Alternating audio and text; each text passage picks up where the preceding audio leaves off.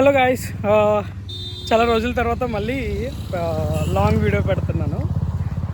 నేను ఇప్పుడు ఎక్కడున్నానంటే బీహార్లో పాట్నాకి ఒక 40-45 కిలోమీటర్స్, అంటే బాగా పల్లెటూరు అనమాట. అండ్ బ్యాక్ సైడ్ కనిపిస్తుందా, అది హాస్పిటల్. అక్కడ వర్క్ చేయడానికి అయితే వచ్చాను. అయితే ఇక్కడ బేసిక్గా ఎక్కడ చూసినా ఒక ప్లాంట్ అయితే ఉంది. ప్లాంట్ ఏంటో తెలుసో చూడండి, నా పక్కనే ఉంది చూడండి, నడుస్తున్న రోడ్డు మీద కనిపించిందా? ఇవన్నీ అవే. ఇవన్నీ ఏంటనుకుంటున్నారు?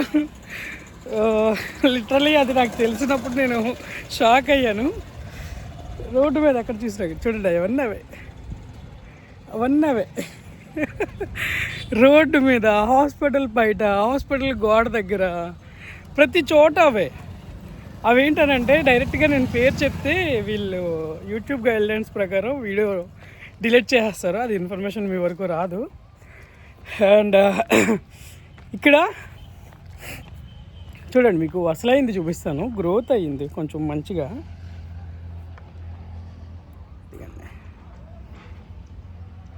చూసారా?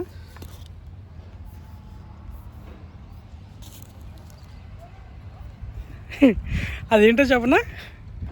అదే మన వాళ్ళు పోలీసులు పట్టుకుంటారు కదా, కేసు ఫైల్ చేస్తారు, మనం సిగరెట్ తీసుకునేటట్టు తీసుకుంటారు కదా, అదనమాట.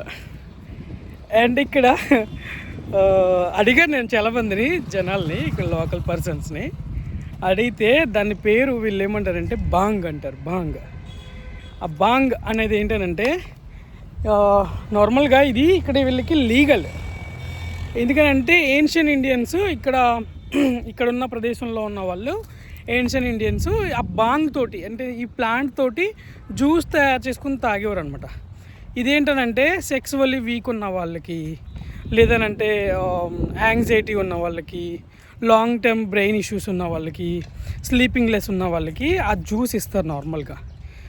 అండ్ ఆ జ్యూస్ వీళ్ళకి కొంచెం ఒక మెడిసిన్ కింద పనిచేస్తుందని వాళ్ళు నమ్మతం కాదు, వాళ్ళు రుజువులు ఉన్నాయి వాళ్ళ దగ్గర. అందుకని ఇక్కడ లీగల్ అనమాట.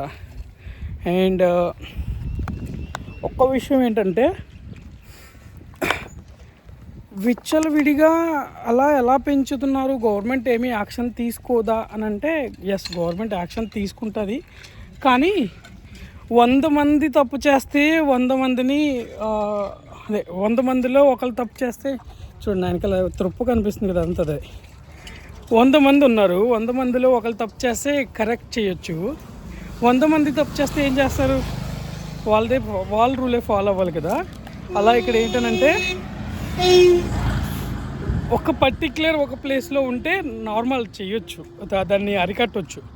కానీ ఇక్కడ రోడ్డు పక్కన, పొలాల్లో, ఇంకా నార్మల్ పిచ్చి మొక్కల్లాగా లెగిస్తే ఎలా ఉంటుందో అలా పిచ్చి మొక్కల కింద ఉన్నదనమాట ఇక్కడ.